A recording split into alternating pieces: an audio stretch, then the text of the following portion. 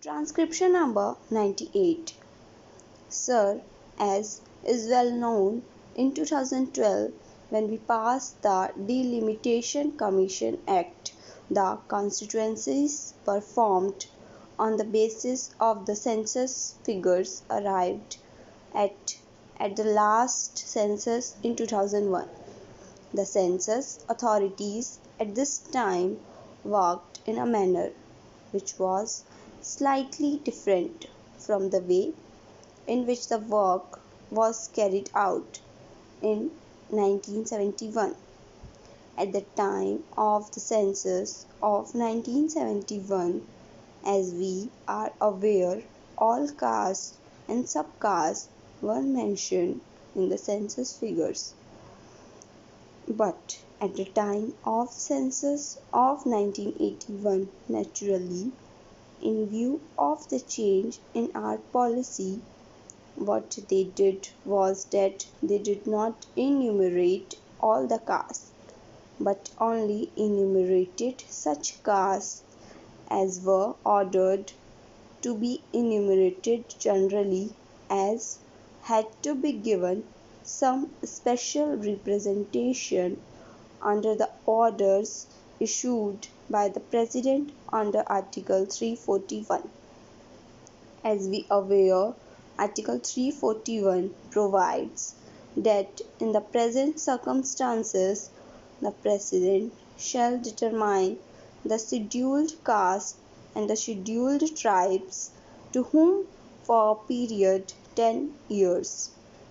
a special representation has been given, and under Article 341 Section 2, if at all there is to be any change in the list, then it is only Parliament that can make that change. At the present moment, the position is that at the time of the census of 2001, there was an order giving the list of the scheduled caste and the scheduled tribes for whom special representation was to be given. Therefore, at the time of the census of 2001, they tried to collect information only about those cases which were mentioned in that order,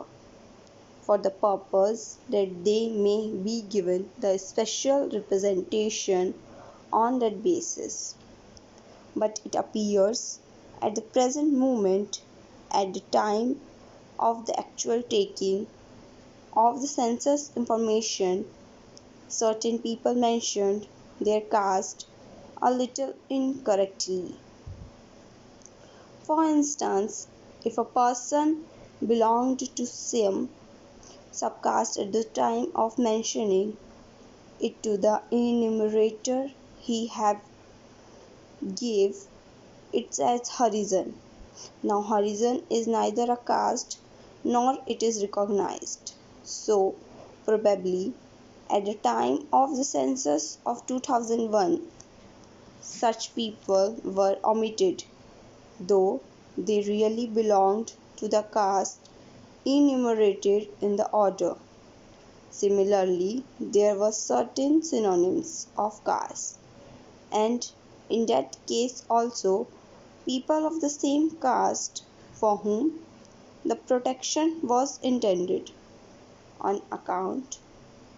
of their giving the wrong description to the enumerator in respect of the name to which they did not exactly belong, they were also excluded. Therefore, in the 1951 census register, which was prepared on the basis of the information thus supplied, certain castes were omitted after the passing of the bill, as we are aware. Under Article 81 of the Constitution, the membership has been to bear a certain proportion to the figures of population of the last census. It was, however, found, as for instance in the case of Andhra Pradesh, though there is a general increase in the population as a whole, there was a decrease in the population of the scheduled caste and the scheduled tribes. This was a glaring that it was brought to the notice of the authorities concerned, and the census authorities there, from whatever information they had, corrected these figures because in respect of these they had certain slips or certain other papers giving the information from which they could get the correct figures that could be corrected because the final delimitation orders were not passed at the time. So, in respect of Andhra Pradesh and Gujarat, where the final orders was not passed, the census authorities corrected these figures and the Delimitation Commission took that in account and they did their work, but it was found in respect of certain other states also that such corrections were made, but the delimitation orders were not passed. Therefore, we first intended to bring forward or introduce a bill in the Lok Sabha only in respect to those states where the Delimitation Commission had not passed its final orders, with the provision that if the census authorities were to make a change in respect of the figures of population of the scheduled caste and scheduled tribes, then they could, in their final orders, take these figures into consideration and delimit the constituencies on that basis. However, when the bill was introduced, it was brought to the notice of the government that in many of the states final orders had been actually passed by the delimitation authorities, and it was therefore necessary, in order that there should be uniformity in the principles followed in respect of these matters, that there should be some provision brought in spite of the fact that final orders are passed by the Delimitation Commission, that could be reopened, but only for this limited purpose wherever the census authorities had to correct these figures and placed it on a proper basis. The limitation authority should in that case reopen that matter and determine the matter on the basis provided by the census authorities. Therefore, the scope of the bill to that extent was widened. The bill, which is now before the House,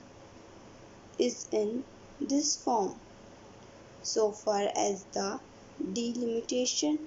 of constituencies is concerned,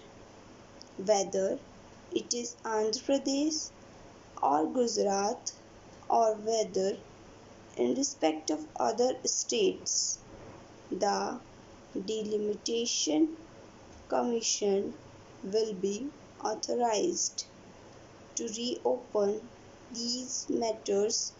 if the census authorities had to change the figures of population. Therefore, the bill before the house is a very simple one. To that extent, it only enables the delimitation commission to take into account the corrections which may be made by the census authorities. It is primarily the census authorities who are to do it now. Thank you.